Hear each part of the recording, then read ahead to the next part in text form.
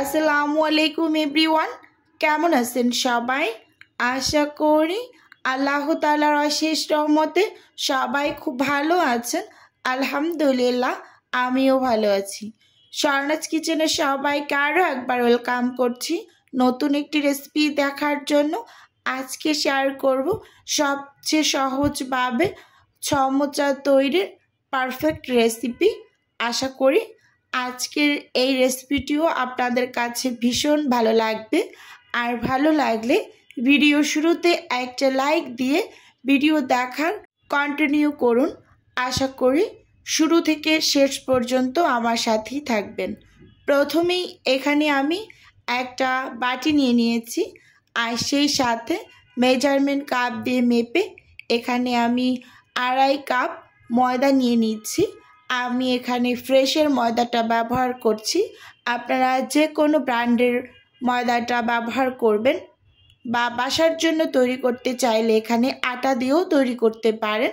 স্বাদ মতো লবণ দিয়ে দিচ্ছি, আর এখানে আমি 5 টেবিল চামচের মতো হবে আন্দাজ করে রান্নার রেগুলার তেল দিয়ে দিয়েছি। এবার হাত দিয়ে খুব ভালোভাবে ময়দাগুলোকে ময়াম করে নেব। আর এই ময়াম করার কাজটা কিন্তু অবশ্যই খুব ভালোভাবে করতে হবে। ময়ামটা যতটা ভালো হবে, যখন আমরা রুটিগুলোকে একটা থেকে একটা আলাদা করব, তখন কিন্তু একেবারে খুব সহজেই রুটিগুলোকে আলাদা করে নিতে পারবো। তাই অবশ্যই এই ময়াম দেওয়াটা খুবই জরুরি। একেবারে ভালোভাবে ঘষে ঘষে তেলটা ময়দার সাথে মিশিয়ে নেবেন।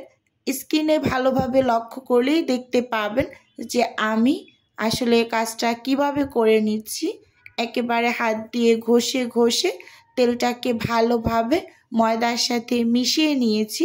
একেবারে যখন মুঠ করলে ময়দাগুলো দলা পেকে যাবে, বুঝতে হবে পারফেক্টলি ময়াম দেওয়া হয়েছে। এবার আমি অল্প অল্প পানি অ্যাড করে একটা ডো রেডি করে নেব। ডোটা অনেকটা নরম করে মেখে নেওয়ার কোনো প্রয়োজন নেই। এমনিতেই ডোটাকে যখন রেস্টে রাখা হবে, তখন কিন্তু রেস্টে রাখার ফলে ডোটা অনেকটাই নরম হয়ে যাবে। তাই প্রথম অবস্থায় অনেকটা নরম করে মেখে নেওয়ার কোনো দরকার নেই। অল্প অল্প করে পানি অ্যাড করে একটা শক্ত টাইপের ডো রেডি করে নেবেন। আর এই ডোটাকে কিন্তু আমরা অনেকটা সময়ের জন্য রেস্টে রাখিনি। আপনাদের হাতে সময় থাকলে অনেকটা সময়ের জন্য রেখে দিতে পারেন, কিন্তু আমি যেহেতু অর্ডারের জন্য কিছু সমোচা রেডি করব, তাই আমি একেবারে অল্প কিছু সময়ের জন্যই ডোটাকে রেস্টে রেখেছিলাম। মানে আধা ঘন্টার মতো হবে ডোটাকে আমি রেস্টে রেখে তারপর সমোচাগুলোকে বানিয়ে নিয়েছি। এই যে আমি ডোটা মেখে এবার উপর থেকে কিছুটা পরিমাণ তেল দিয়ে ডোটার চারপাশে খুব ভালোভাবে একটু লাগিয়ে তারপর ঢাকনা দিয়ে ঢেকে আমি রেস্টে রেখে দেব আধা ঘন্টার মতো। এই যে এবার দেখিয়ে দেব আধা ঘন্টা পরে ডোটা কতটা পরিমাণ সফট হয়ে গিয়েছে আগের থেকে। দেখুন, যদি তখন অনেকটা পরিমাণ নরম করে ডোটাকে মেখে নিতাম, তাহলে কিন্তু এখন ডোটা আরও অনেকটা পরিমাণ নরম হয়ে যেত। তাই প্রথম পর্যায়ে যখন ডোটা আপনারা মেখে নেবেন, অল্প অল্প পানি দিয়ে একটু শক্ত করে মেখে নেবেন। ডোটাকে যখন রেস্টে রাখা হবে, তখন এমনিতেই অনেকটা সফট হয়ে যাবে। এবার এই ডোটা থেকে আমি ছোট ছোট করে লেচি কেটে নিচ্ছি। এই লেচিগুলো দিয়ে আমি রুটি তৈরি করে নেব ছোট ছোট করে। তো এর জন্য অনেকটা বড় করে কিন্তু আমি লেচিগুলো তৈরি করছি না, মোটামুটি পর্যায়ে ছোট ছোট করে কিন্তু করছি। ভালোভাবে লক্ষ্য করলেই কিন্তু বুঝতে পারবেন। এই যে সবগুলো লেচি কিন্তু আমি একটু বল শেপ করে নিয়েছি। এখন এগুলোকে আমি ঢাকা দিয়ে সাইডে রেখে দেব। আর এপাশে আমি একটা রুটি তৈরি করার পিঁড়ি নিয়ে নিয়েছি। এখন সেখান থেকে একটা ডো নিয়ে আমি রুটি তৈরি করে নেব, আর বাকিগুলোকে ঢেকে পাশে রেখে দেব। অবশ্যই ঢেকে রেখে দেবেন, না হয় কিন্তু উপরটা বাতাস লেগে ড্রাই হয়ে যাবে। এখন আমি শুকনো ময়দা ছিটিয়ে ছোট করে একটা রুটি তৈরি করে নেব। প্রথম অবস্থায় রুটিটাকে কিন্তু পাতলা করে বেলে নেব না, এমনিতেই এই যে আপনাদের আমি দেখিয়ে দিচ্ছি, একদম মোটা করে একটা রুটি তৈরি করে নিয়েছি ছোট সাইজের। এরকম করে আমি 4টা রুটি একসাথে তৈরি করে নেব। তারপর আমি বড় সাইজের রুটি তৈরি করে শীটগুলোকে বের করে নেব। আসলে সমোচা তৈরি করা কিন্তু অনেকটা কঠিন কোনো ব্যাপার না। আগে যখন পারতাম না তখন এই কাজটাকে অনেকটা কঠিন মনে হয়েছে, এখন এটাকে খুব বেশি সহজ লাগে। আর শীট তৈরি করতে আমার খুবই ভালো লাগে। এই যে এখানে আমি একসাথে কিন্তু 4টা রুটি বেলে নিয়েছি ছোট ছোট করে, দেখেই কিন্তু বুঝতে পারছেন রুটিগুলো অনেকটা কিন্তু পাতলা করিনি, একটু মোটা টাইপের করে বেলে নিয়েছি। এবার একটা চামচ দিয়ে একটা রুটির উপর আমি কিছুটা পরিমাণ তেল দিয়ে রুটিটা হাত দিয়ে চারপাশে লাগিয়ে উপর থেকে আবার শুকনো ময়দা ছিটিয়ে এর উপর আমি আরেকটা রুটি দিয়েছি। এই রুটির উপরও আমি কিছুটা পরিমাণ তেল দিয়ে আবার কিছুটা শুকনো ময়দা ছিটিয়ে এর উপর আরেকটা রুটি দিয়ে দেব। এভাবে একটার উপর একটা দিয়ে আমি মোট 4টা রুটি একসাথে করে তারপর বেলে নেব। আপনারা যদি প্রথম হন তাহলে 3টা রুটি দিয়ে তারপরে বেলে নেবেন। আর যারা অনেক বেশি এক্সপার্ট তারা কিন্তু 5 থেকে 7টা রুটিও একসাথে বেলে নিতে পারে।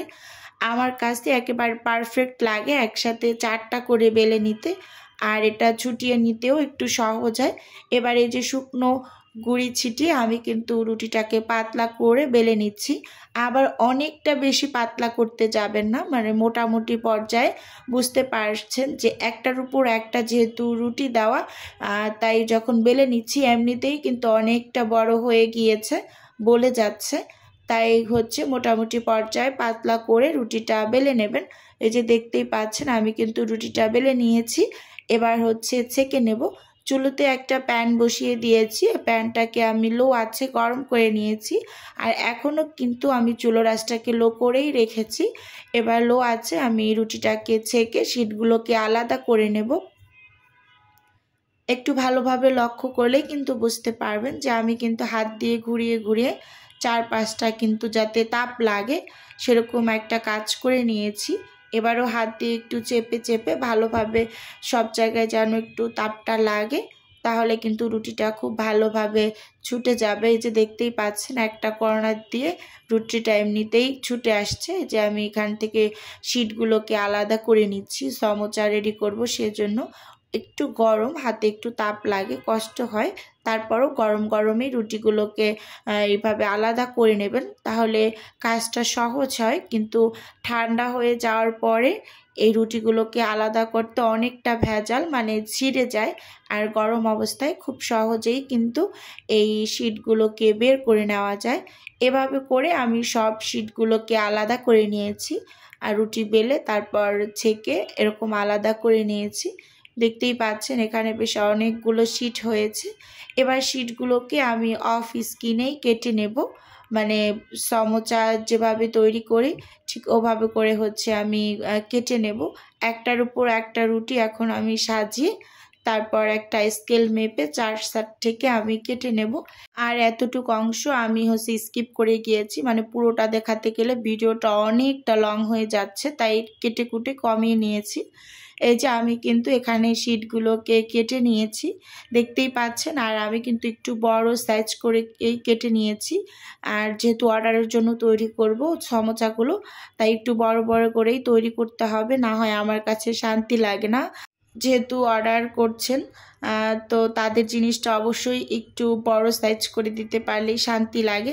এই যে এখানে আমি চিকেনের যে পুরটা সেটা রেডি করে নিয়েছি, আর সেই সাথে বিফের কিছু সমোচা বানাবো, তাই বিফটাকেও আমি এখানে রেডি করে নিয়েছি। গরুর মাংস দিয়ে করেছি এটা। আর এখন আমি চিকেনেরটা আগে তৈরি করব। আর এই পাশে কিন্তু আমি আটা গুলে একটা পেস্ট বানিয়ে নিয়েছি, মানে আঠা, এটা হচ্ছে আঠার কাজ করবে, সমোচা তৈরি করার সময় আমি ব্যবহার করব। এখন একটা একটা করে আমি সব সমোচাগুলোকে বানিয়ে নেব বসে বসে, আর আপনাদের সাথে আমার ছোট্ট বিজনেসের একটু প্রচার করে নিচ্ছি। যদি কেউ ফ্রোজেন কোনো আইটেম অর্ডার করতে চান তাহলে স্ক্রিনে দেওয়া হোয়াটসঅ্যাপ নাম্বারে নক দিলেই কিন্তু আমি A to Z বলে দেব। আর যদি কেউ সরাসরি অর্ডার কনফার্ম করতে চান তাহলে স্ক্রিনে দেওয়া হোয়াটসঅ্যাপ নাম্বারে কল করেই কিন্তু আপনারা সরাসরি অর্ডারটা কনফার্ম করতে পারবেন।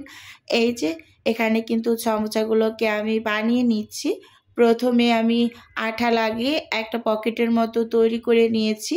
এবার মাথার অংশটাতেও আমি পুরোটাই আঠা লাগিয়ে দেব। আর যে আঠাটা কিন্তু আমি আটা গুলে বানিয়ে নিয়েছি, আপনাদের কিন্তু দেখিয়ে দিয়েছি। আর এই কাজগুলো কিন্তু আমি একটু অফিস কিনেই করেছি, কারণ সব কিছু ক্যামেরা অন করে করতে গেলে কিন্তু অনেকটা সময়ের প্রয়োজন। তাই এগুলো ছোট ছোট কাজগুলো কিন্তু আমি অফিস কিনে করে নিয়েছি, যে মুখে বললেই অনেকে বুঝতে পারবে। এই যে দেখতেই পাচ্ছেন খুব সুন্দর করে কিন্তু সমোচার ভাঁজটা আমি দিয়ে নিয়েছি। অনেকের কাছে অনেক কঠিন লাগে, কিন্তু না, এটা একেবারে ইজি একটা কাজ। দেখেই বোঝা যায় যে কিভাবে তৈরি করে নিচ্ছি। এই যে এক এক করে এখানে আমি চিকেনের সমোচাগুলোকেও বানিয়ে নিয়েছি, আর বিফ সমোচাগুলোকেও আমি সব বানিয়ে নিয়েছি। মানে আপুর মোট হচ্ছে 20 পিস, মানে 10 piece 10 piece 10 piece chicken samosa, 10 piece beef samosa, সেই সাথে 10 পিস ছিল কলিজা সিঙ্গারা। এইগুলো অর্ডার ছিল, তো আমি সবগুলোকে এক এক করে তৈরি করে তারপরে যে ফ্রোজেন করে নিয়েছি। এখন আমি ডেলিভারির জন্য হচ্ছে প্যাকেট করে নিচ্ছি। যে জিব্লক ব্যাগ নিয়ে নিয়েছি, এর মাঝে হচ্ছে আমি এখন সমোচাগুলোকে দিয়ে দিচ্ছি। প্রথমে আমি চিকেনের 10 পিস দিয়ে দেব, তারপর বিফেরটা করে তারপর সিঙ্গারাগুলোকেও প্যাকেট করে নেব। এভাবে এক এক করে কিন্তু আমি সব কাজগুলোকে করে নিয়েছি। আর দেখতেই পাচ্ছেন আমার চিকেনের সমোচা আবার বিফের সমোচা দুটোই কিন্তু সাইজ অনেক বড় বড় হয়েছে। আমি এরকম বড় বড় করেই তৈরি করি। সমোচাগুলো অনেক আপুরাই বলেছেন, আপু এরকম বড় করে কিভাবে সমোচা বানাও। তো আজকে কিন্তু দেখিয়ে দিয়েছি। শীটটাকে কিন্তু মাঝখান থেকে একটা টুকরো করবেন, মানে দুই পাশে দুইটা ভাগ করে তারপর সমোচা তৈরি করলে এরকম বড় বড় হয়। আমি আজকে বলে দেব যে বিফ সমোচা কত করে সেল করি। চিকেন সমোচা 20 টাকা পার পিস, আর বিফ সমোচা হচ্ছে 30 টাকা পার পিস সেল দিয়ে থাকি। তো আজকের ভিডিওতে কিন্তু আমি দামটাও বলে দিয়েছি। আশা করি আপনাদের উপকারেই আসবে।